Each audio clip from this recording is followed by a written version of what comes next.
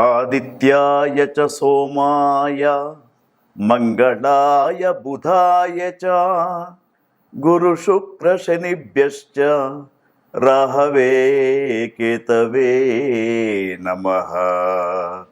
రాహవే కేతవే నమః. దదిశంకతుషారాభం క్షీరోదార్ణవశోభితం.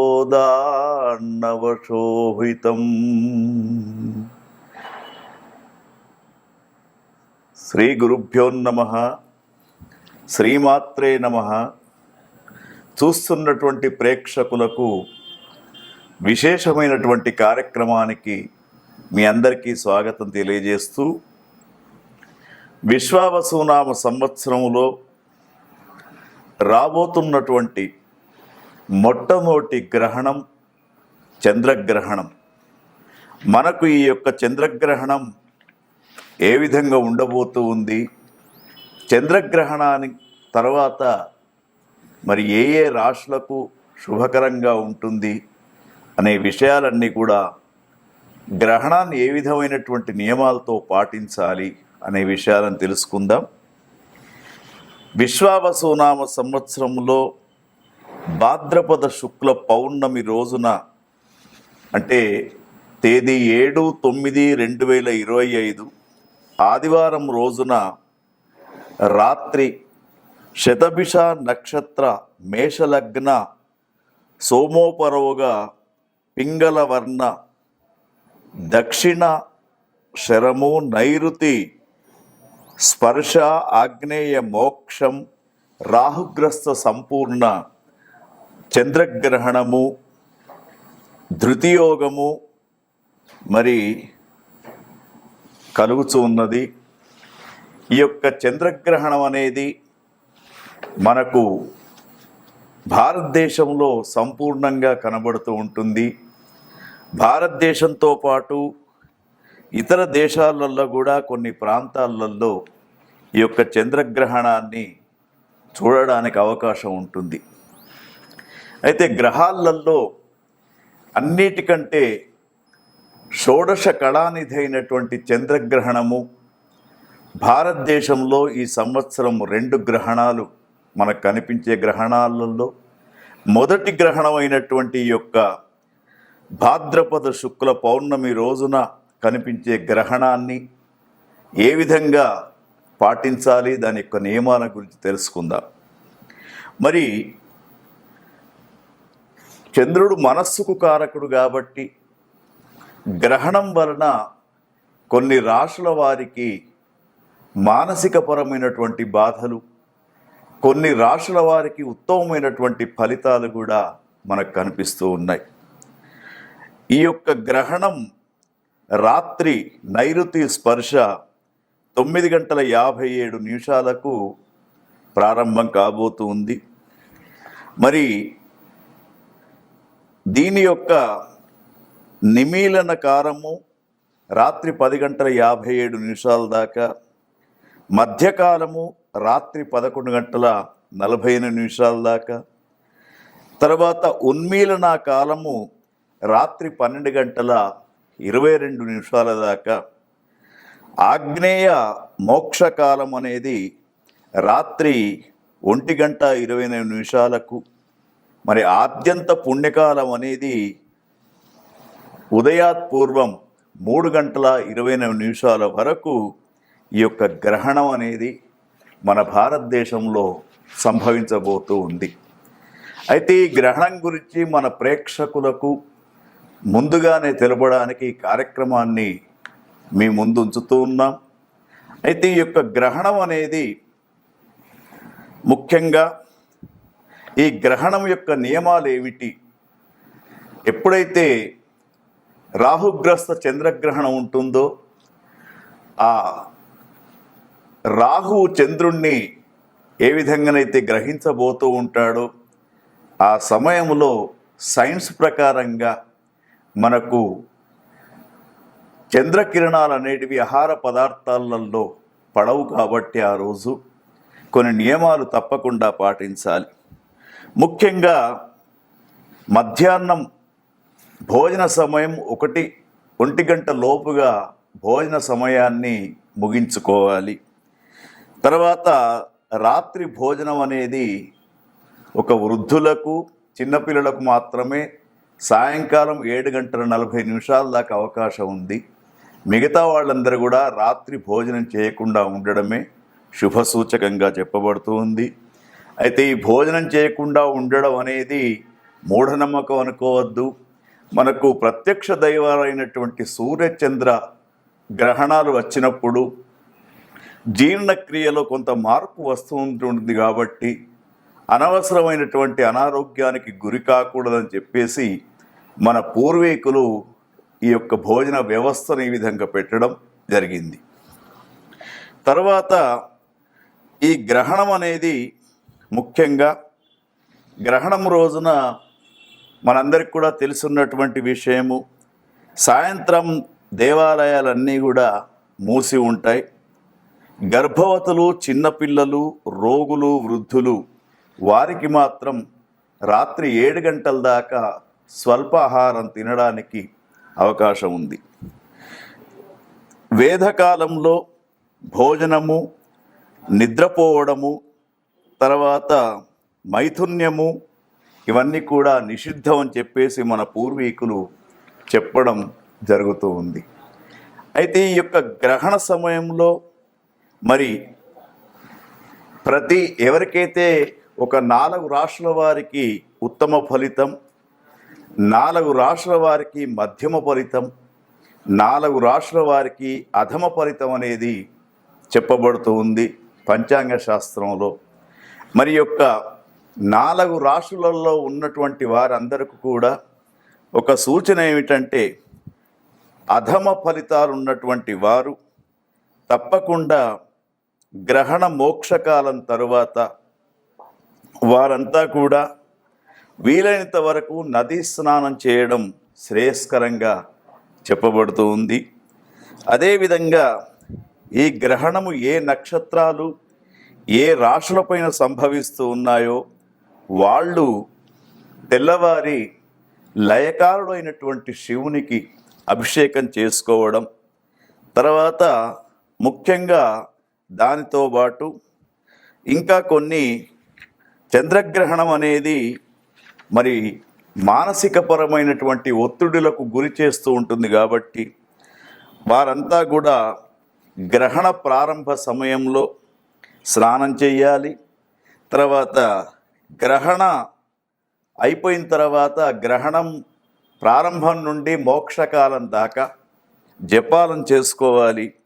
మోక్షకాలం అయిపోయిన తర్వాత తప్పకుండా నదీ స్నానం చేయడము, తర్వాత దానికి సంబంధించినటువంటి గ్రహణానికి సంబంధించినటువంటి సంకల్పాన్ని వేద పండితుల చేత నదీ ప్రాంతంలో చేయించుకోవడం, దానితో పాటు వీలైనంత వరకు మరి దాన ప్రక్రియ కూడా చెయ్యాలి. ఆ దాన ప్రక్రియ చేసేటప్పుడు చక్కగా మరి మనకు ఈ రాహుగ్రస్త చంద్రగ్రహణానికి ఇదం సౌవర్ణం రాహుబింబం, నాగం సౌవర్ణం రవిబింబం, రాజతం చంద్రబింబం, ఘృతపూర్ణ కాంసపత్ర సహితం అని చెప్పేసి ఒక నేతితో నిండినటువంటి రాగి పాత్ర, అదేవిధంగా ఇంకా కొన్ని చెప్పడం జరుగుతుంది. నాగ ప్రతిమ, తర్వాత చంద్ర ప్రతిమను కూడా ఒక వేద పండితుడికి దానం చేస్తూ ఈ గ్రహణము మానసికపరమైనటువంటి బాధలు రాకుండా చూడమని చెప్పేసి ఆ యొక్క భగవంతుని నమస్కారం చేస్తూ తమోమయ మహాభీమ సోమ సూర్య విమర్దన హేమతార ప్రధానేన మమ శాంతి ప్రదో భవ అని చెప్పేసి మమ శాంతి ప్రదో భవ అని చెప్పేసి విధంతుద నమస్తుభ్యం సిమ్మికానంద ఆచ్యుత దానే నానేన నాగస్య రక్షమాం వేదజాం భయాత్ అని చెప్పేసి మరి యొక్క గ్రహణం వల్ల ఎటువంటి బాధలు రాకుండా ఉండడానికి దాన ప్రక్రియ అనేది చేయాలి. వీలైనంత వరకు పితృతర్పణాలు అందించడం, నదీ స్నానం చేయడం, దాన ప్రక్రియ చేయడం అనేది ఈ మన ప్రేక్షకులకందరికీ కూడా చెప్పినటువంటి సూచన. ఇంకా మీకు ఈ గ్రహణం గురించి కానివ్వండి, మీ రాశులలో చంద్రుని యొక్క అంశ గురించి కానీ తెలుసుకోవాలంటే కింద కనబడుతున్నటువంటి నెంబరుకు ఫోన్ చేసి వ్యక్తిగతంగా కూడా మీరు సంప్రదించవచ్చు. గ్రహణానికి సంబంధించినటువంటి మరి మోక్షకాలం తర్వాత ఎటువంటి వాటికి పరిష్కారం చేసుకోవాలనే సూచనలు కూడా మీకు అందించబడతాయి. ఓం తత్సత్. హిమకుంద మృణాలాభం దైత్యానం పరమం గురుం సర్వశాస్త్ర ప్రవక్తారం భార్గవం ప్రణమామ్యహం. చూస్తున్నటువంటి ప్రేక్షకులకు స్వాగతం. భాద్రపద మాసంలో పౌర్ణమి రోజున సెప్టెంబర్ 7వ తేదీ ఆదివారం రోజున భారతదేశంలో కనిపిస్తున్నటువంటి మొట్టమొదటి గ్రహణం చంద్రగ్రహణం. మరి ఈ చంద్రగ్రహణం రోజున ఒక్కొక్క రాశి వారికి ఎట్లా ఉండబోతూ ఉంది, ఆ గ్రహణం యొక్క ప్రభావం ఏ విధంగా ఉండబోతుందనే విషయాన్ని చూసినప్పుడు మరి యొక్క గ్రహణం అనేది ముఖ్యంగా మకర రాశి వారికి ఈ గ్రహణం అనేది ఏ విధంగా ఉండబోతూ ఉంది. మకర రాశి వారికి ఆ రోజు చంద్రుని యొక్క అంశ చూసినప్పుడు 2వ స్థానంలో చంద్రుడు కనబడుతూ ఉన్నాడు. అనుకూలమైనటువంటి వాతావరణం కొంతవరకు వీరికి మరి మధ్యమమైనటువంటి ఫలితాలు ఇచ్చే విధంగా మకర రాశి వారికి కనబడుతూ ఉంది. మరి మకర రాశి వారికి ప్రస్తుతం ఉన్నటువంటి విశ్వావసునామ సంవత్సరంలో జాతకాన్ని గమనించినప్పుడు 6వ స్థానంలో గురుగ్రహం, 3వ స్థానంలో శనిగ్రహం, 2వ స్థానంలో రాహువు, 8వ స్థానంలో కేతువు సంచరిస్తూ ఉన్నాడు. మరి వీరి యొక్క ఫలితాన్ని చూసినప్పుడు, ఈ యొక్క గ్రహణానికి సంబంధించినటువంటి విషయాన్ని చూసినప్పుడు ఈ మకర రాశి వారికి కొంతవరకు ధన నష్టం జరిగే అవకాశం ఉంది. అదేవిధంగా ఉద్యోగంలో మార్పు పొందే అవకాశం కూడా మీకు కనబడుతూ ఉంది. ఆదాయంలో కొంత నష్టం వాటిల్లే అవకాశం కూడా కనబడుతూ ఉంది. కాబట్టి చాలా జాగ్రత్తగా వృశ్చిక రాశి వారు ఉండాలి. ముఖ్యంగా గ్రహణ ప్రభావం సుమారుగా 3 మాసాల ముందు లేదా 3 మాసాల తర్వాత ఉంటుంది కాబట్టి మీ మనస్సులో ఏదైతే సంతోషకరమైనటువంటి వాతావరణం ఉంటుందో అది మారిపోయే అవకాశం కూడా కనబడుతూ ఉంది. కాబట్టి తప్పకుండా మీరు ఈ గ్రహణానికి సంబంధించినటువంటి పరిహారాలు అన్నీ కూడా చేసుకోవాలి. నదీ స్నానం చేయాలి.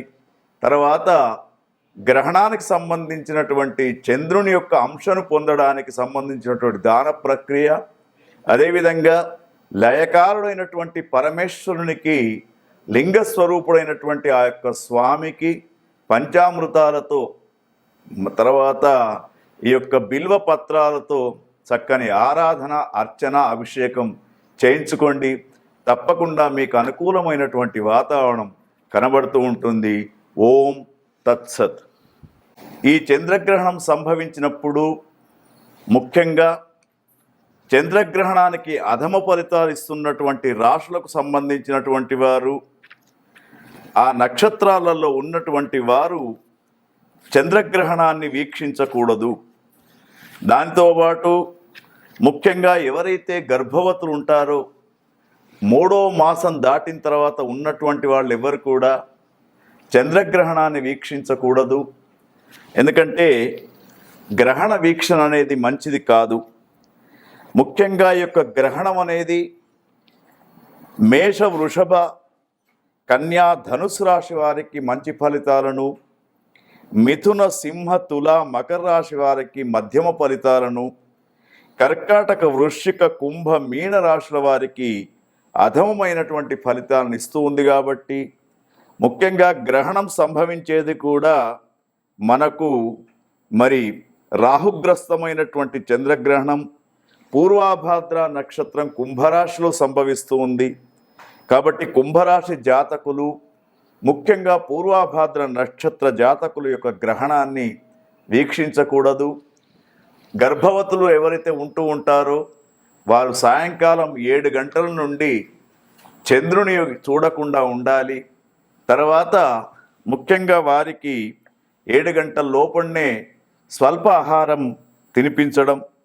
తర్వాత ముఖ్యంగా ఈ గ్రహణం అనేది కుంభరాశిలో సంభవిస్తూ ఉంటుంది కాబట్టి వారు పూర్వాభాద్ర నక్షత్ర జాతకులు కుంభరాశిలో జన్మించినటువంటి వారికి గ్రహణ గోచారం అధమంగా ఉంది కాబట్టి వారు జాగ్రత్తగా గ్రహణాన్ని చూడకుండా ఉండాలి.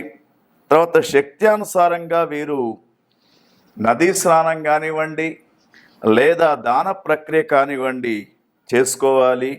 మరి యొక్క చంద్రగ్రహణం అనేది మన దేశంలోనే కాకుండా ఇంకా కొన్ని దేశాలలో కూడా ఈ చంద్రగ్రహణం కనిపిస్తూ ఉంది కాబట్టి ఆ దేశాలలో ఉన్నటువంటి వారు కూడా ఈ యొక్క నియమాలను పాటించాలి. ముఖ్యంగా గ్రహణ సమయంలో స్నానం చేయడం, తర్వాత తల్లిదండ్రులు లేనటువంటి వారు తర్పణాలు ఇవ్వడం, మోక్షకాలం అయిన తర్వాత శుద్ధి స్నానం చేయడం, తర్వాత దాన ప్రక్రియ చేసుకోవడం చెప్పుకోదగ్గ సూచన. అట్లాగే గ్రహణం విడిచిన తర్వాత స్నానం చేసిన తర్వాత లయకారుడైనటువంటి శంకరుని యొక్క అభిషేకం కూడా చేసుకోవాలి. తర్వాత ముఖ్యంగా ఈ ఎవరైతే 4 రాశుల వారికి అధమమైనటువంటి ఫలితాలు ఉంటాయో ఆ 4 రాశుల వారు ఎటువంటి అనుమానాలున్నా కూడా క్రింద కనిపిస్తున్నటువంటి నెంబర్కు వ్యక్తిగతంగా ఫోన్ చేసి తెలుసుకోవచ్చు. వారికి తగినటువంటి సూచనలు కూడా ఇవ్వబడుతూ ఉంటుంది. గ్రహణ స్నానం చేసేటప్పుడు చక్కగా దేవతలందరినీ కూడా తలుచుకొని ఆ గ్రహణ స్నానం అనేది చెయ్యాలి. గ్రహణ శాంతి విధానం కూడా చేసేటప్పుడు మీ గోత్రము, మీ పేరు అన్నీ చెప్పుకొని శాంతి చేయాలి. తర్వాత మరి దగ్గర ఉన్నటువంటి నదీ తీరాలకు వెళ్ళి స్నానం చేయడం సాధ్యం కానటువంటి వారు మీ గృహాలలో ఉన్నటువంటి పుష్కరాలలో కానీ గంగాజలం కానీ ఏది ఉన్నా కూడా దానిని స్నానపు నీటిలో కలుపుకొని గంగే చెమ్నే చైవ గోదావరి సరస్వతి నర్మదా సింధు కావేరి జలేస్మిన్ సన్నిధిం కురు అని చెప్పేసి ఆ గంగనే దాంట్లో కలిసినట్టు భావించి దాన్ని స్నానం చేయండి. మరి దీనివల్ల ఏదైతే అధమ ఫలితాలు పొందే రాష్ట్ర వాళ్ళు ఉంటారో వారికి కొంతవరకు ఈ చంద్రగ్రహణం యొక్క పీడా నివారణ అనేది జరుగుతూ ఉంటుంది.